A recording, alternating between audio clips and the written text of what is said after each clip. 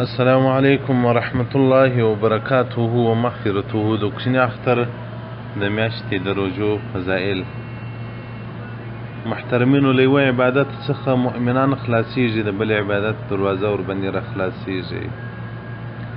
عبادت زموږ د قبر او د آخرت په ګټه دی. د دنیا دپاره موږ ډېر څه وکول، د خپل ژوند او د خپل ژوند د بقا دپاره، د خپل عیش د استراحت دپاره موږ ډېر څه وکول، ډېرې ستړیاوې، ډېر سفرونه، ډېر تکالیف مو وګالل. راسې هغه ابدي ژوند، هغه ابدي عیش، هغه ابدي استراحت، د هغه دپاره موږ یو څه وکړو. هغه ژوند په طاعت په عبادت باندې لاسته راځي. نو لکه څنګه چې د رسول الله صلی الله علیه وسلم عادت مبارک دا و چې امت مرحومه ته به هغه د ښو ورځو فضایل وړاندې کول، پر موږ باندې ملازم ده چې تاسو ته هغه ورسوو. د رمضان د میاشتې څخه وروتونکي د کوچني اختر په میاشت کې واقع کیږو چې ورلره په عربي کې د شوال میاشت ویل کیږي. ډېر به داسې خلک پیدا سي چې وایي دا روژې د ښځو کار دی، بس ته په وس مو نه دی پراخ، بس دغه یو فرضي روژه ده چې ومونیوله. دا خبره ډېر به هغه خلک دا خبره کوي چې ډېر ناپوه وي،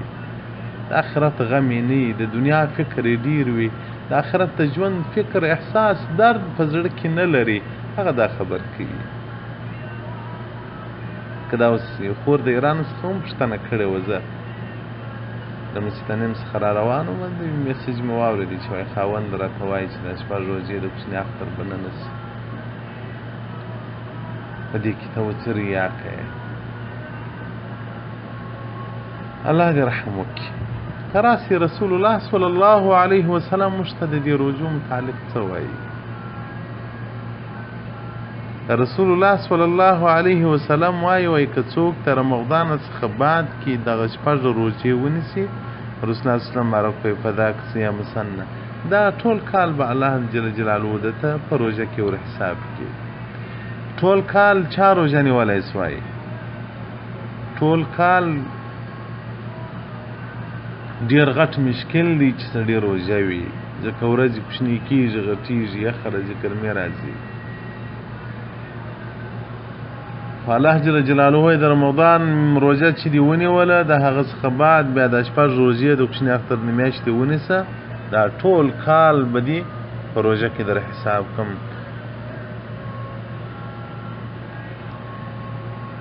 او دغه رنګه رسول الله صلی الله علیه وسلم وایي من صام رمضان، که چا د رمضان روژه ونیوله بیا یې ورپسې د شوال د میاشتې 6 روژې ونیولې، رسول الله صلی الله علیه وسلم فرمایي وایي دا داسې مثال لري لکه ټول کال چې روژه وي، ټول کال یې په روژه باندې تېر کړی وي. نو که څوک غواړي چې ټول کال دې صائم او روژتي سي، نو هغه دې دغه 6 روژې ونیسي، ځکه د رسول الله صلی الله علیه وسلم مجلس ته یو صحابي راځي، رسول الله صلی الله علیه وسلم ته وایي یا رسول الله زما مور و پلار دې تر تا قربان سي، اصوم دهر، زه روژه نسمه چې ټول وخت مې روژه وي، ټول عمر مې روژه وي. رسول الله صلی الله علیه وسلم پټه خلصو ثم سأله الثانیه، دومره بیا دا صحابي پوښتنه کوي چې یا رسول الله ما ته اجازه راکړه زه ټول وخت روژه نسم. بیا رسول الله صلی الله علیه وسلم ساکت پټه خوله پاتې سو. ثم ثالث، بیا درېیم وار دا صحابي پوښتنه کوي یا رسول الله ما ته اجازه راکړه زه به ټول ژوند بیا د ورځې خوراک نه وکم، زه به صایم او روژتي یم. رسول الله صلی الله علیه وسلم بیا څه وایي؟ چیرې دی هغه پوښتنه کوونکی د روژې څخه؟ هغه چیرې دی؟ ځکه رسول الله صلی الله علیه وسلم ته وحی اسماني رالی، الله جل جلاله رسول الله صلی الله علیه وسلم بارک ته معلومات ورکوي، نو ځکه رسول الله صلی الله علیه وسلم غږ وکړي ول هغه د روژو پوښتنه چې کوله هغه کم یو دی، هغه صحابي ورته انا یا نبی الله زما مور و پلار دې تر تا قربان سي یا رسول الله. زه یم. رسول الله صلی الله علیه وسلم بارک څه ورته وایي؟ ان لاهلک علیک حقا، پر تا باندې خپل بیبي حق لري. نو چې ته ټوله ورځ روژه یي، نو ماښام خو نو د روژتي بدن کار نه کوي، نو نه د اولاد سره صحبت کولی سي، نه د بیبي سره مجلس کولی سي، نه د نورو قربانو سره مدارات تعلق کولی سي. رسول الله صلی الله علیه وسلم څه ورته وایي؟ وایي د رمضان روژه نیسه، هغه مه پرېږده، والذي یلیه، او د رمضان څخه بعد چې د کوچني اختر میاشت راځي په هغه کې روژې نیسه. او رسول الله صلی الله علیه وسلم وایي دا عمل چې دې وکړي نو تا د ټول عمر روژه ونیوله، ټول عمر دې په روژه کې دی. او دغه رنګه د شوال میاشت فضیلت په دې وجه باندې هم لري، دا د اشهر الحج څخه ده، ځکه الله جل جلاله د سورة البقرې په 199 کې آیات کې الله راته وایي الحج اشهر معلومات، حج چې دی الحج اشهر معلومات، هغه معلومي میاشتې دي حج، چې پکې یو شوال د کوچني اختر میاشت ده، ذوالقعده ده، او 10 ورځې د ذوالحجې دي. نو دا هغه میاشت چې ده دا په اشهر الحج کې داخلي دي، فضیلت په د وجه باندې هم زیات لري. فضایل الاوقات امام بهقي صفحه 8 باب نمبر 15. او دغه رنګ د رسول الله صلی الله علیه وسلم څخه روایت دی من صام یوما، که چا یوه روژه ونیونه نفلي روژه، په جنت کې به ورلره یو درخت الله جل جلاله ورکي، هغه درخت میوه به وایي تر انار کوچنی وي، تر سیب به غټه وي، خوند به لکه د عسلو داسې وي، او ذایقه به لکه د عسلو داسې وي. دغه خوراک هغه چاته الله جل جلاله ورکوي چې هغه روژتي وي، روژې نیسي. او دغه رنګه بل روایت کې راځي رسول الله صلی الله علیه و آله و صحبه وسلم فرمایي من صام یوما، که چا یوه روژه ونیوله د الله د پاره یې ونیوله، الله جل جلاله بې د دوژخ څخه 80 منی که پیژني کال 4 فصل دی، پسرلی دی، دوبی دی، منی دی، ژمی دی، وایي 80 منی به له دوژخ څخه الله لرې کړي. دې څخه مراد دا دی چې الله به بیخي ډېره دوژخ لرې کړي، د ده د دوژخ هغه دید به نه سره وسي. بل روایت کې راځي وایي که چا روژه ونیوله الله جل جلاله به د ده د دوژخ په مابینځ کې 50 کاله د یو چابک سپرلي یو چابک شي باندې سړی سپور سي، 50 کاله مزل وکړي، دونه به د دوژخ لرې سي. نو په زمانه کې اسان و شان وه، په زمانه کې نو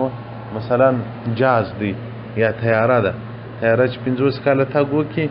تاسو څه باور کوئ چې تر کومه ځای به ورسېږي؟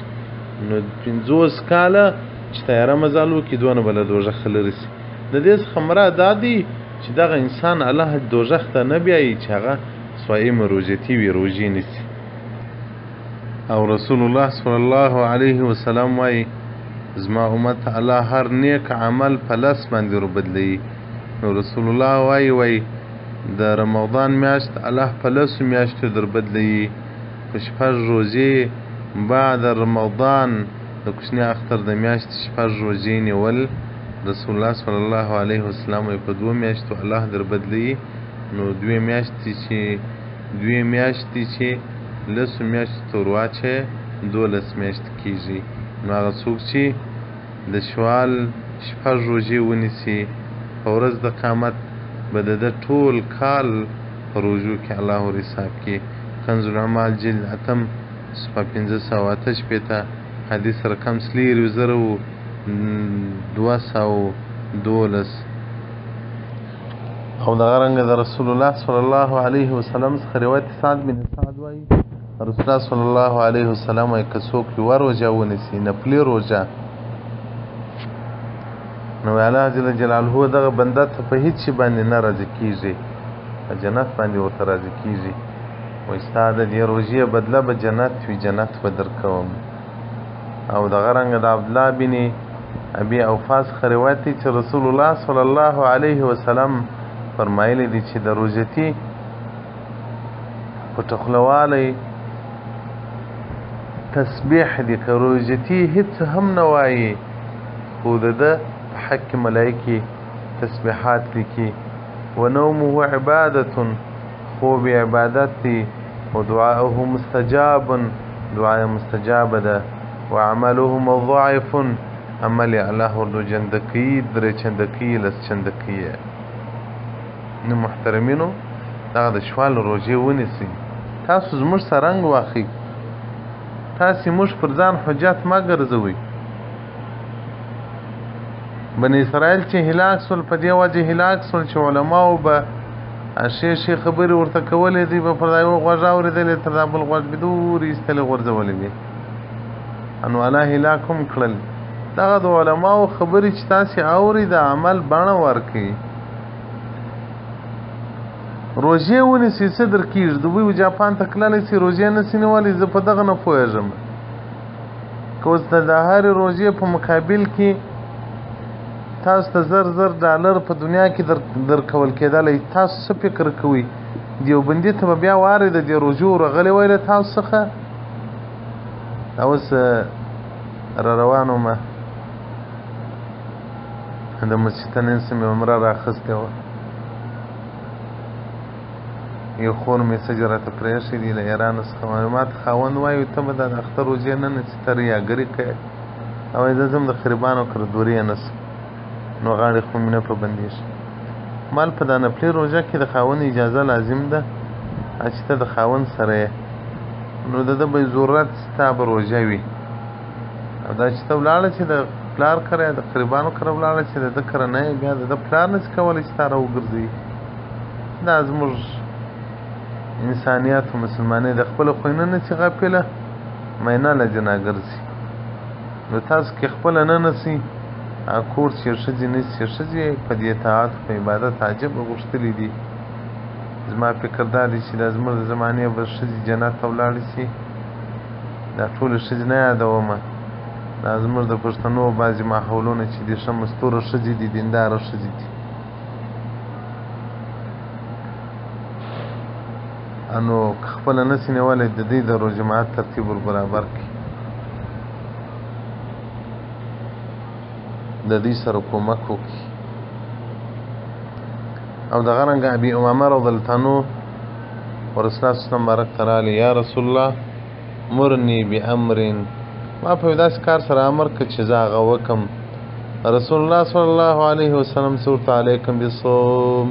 فانه لا مثيل له روژې نس رجوع لره بدله نسته صرف جنت دی بیا ورته وایه یا رسول الله مرني بامر آخذه عنک ما په داسې کار سره امر که یا رسول الله چې زه هغه ستا د لاس یادګار کم او هغه بیا کوم تر مرګه پورې رسول الله ورته وایه علیک بالصوم روژې نه ابي امامه د روژو برابر بل څه نسته په دین کې نو ځکه بیا د ده ټول حیات روژه وه روژې به ډېر نیولې نو محترمینو دغه د شوال روژې ونیسئ الله به مو ټول کال په روژه کې حساب کې او هغه مسائل به بیا انشاءالله الرحمن درته وړاندې کړو چې د اختر څخه څه وخت شروع کېږي او متصلې ونیول شي دي که جلا جلا ونیول شي دي او کومې خوندې چې قضایي روژې لري آیا هغه کولی شي چې په دې ورځو کې خپلې قضایي روژې راوړي د دې لپاره به انشاءالله الرحمن خپل نور معلومات سره شریک کړو صفحه 22 اتحاب اهل الاسلام بخصوصیات الصيام د ابن حجر علیه السلام والسلام علیکم ورحمة الله وبرکاته ومغفرته